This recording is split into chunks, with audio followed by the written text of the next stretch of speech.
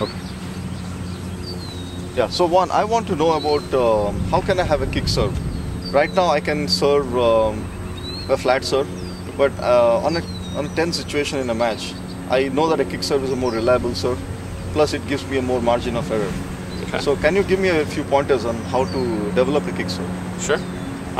For me, the most important thing about a kick serve is the clearance over the net and able to get the ball to penetrate on not just the kicking part, a horizontal level, but also on a vertical level. In other words, keep your opponent guessing on the kick and also being challenged by the actual movement of the ball towards them.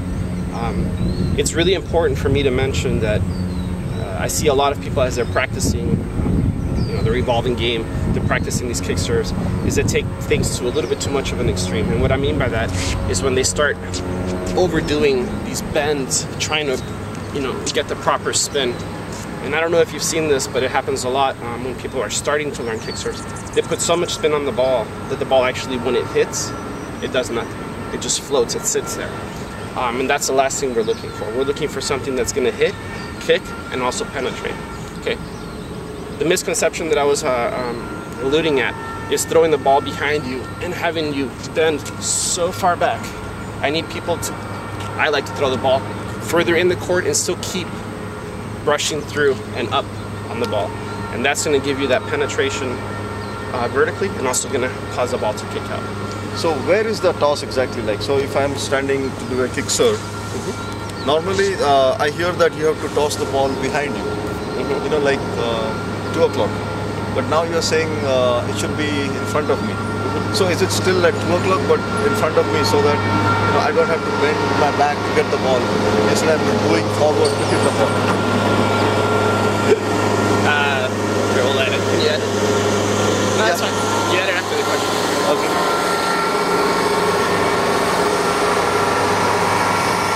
So your point is exactly what I'm talking about. Okay. Throwing the ball so far behind you kills all the momentum that you're trying to generate behind the ball. Okay, you put spin on the ball, you're correct. But there's absolutely no vertical penetration into the court. Okay. So the point you made, which is to throw the ball in front of you a little bit further, still maintain the same contact spot, is exactly what I'm referring to. So exactly if this is the baseline, this is the service line, let me try with the ball. Sure. Now for a kick serve, I normally throw the ball, so the ball falls behind the baseline. And even further, sometimes, see where the ball falls. The ball is behind me. Now, where should the ball fall now when I change my serve? I want you to move more into the court. Okay? I don't want you throwing behind you, so that you're falling back and having to recover from back here. You got to remember, now that you're talking about kick serves, you're talking about a little bit higher competition.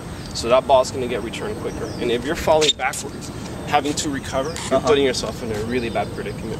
You want to be able to kick, be in the court, and set immediately, not recovering from. Okay. So if I change my serve now, it's still project into the court a little. There you go. Right there. Okay. That's a kick. Okay. That's it. There you go.